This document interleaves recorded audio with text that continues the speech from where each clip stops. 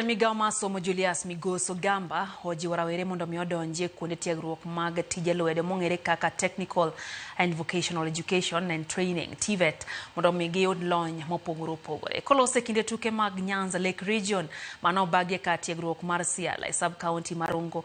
Migos okone gwenge mag Nyanza mantiere kod kuonde tiegruok gi kara TVET 36 nitiere kod nyalo mar rwako jopuonjre 1,500 kata kamano nyaka sani gintiere mana kod jopuonjre maromo 100,000 kende.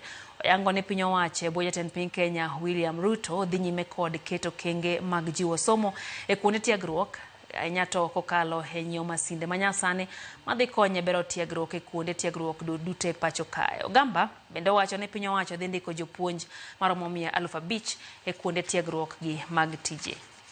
And of about 100,000 trainees, but with a potential capacity of over 500,000 trainees.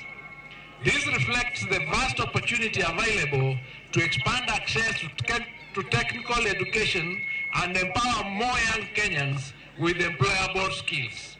As a ministry, we remain committed to strengthening the TVET sector as a key pillar of Kenya's economic transformation agenda under the leadership of His Excellency the President, Dr. William Samoei Ruto.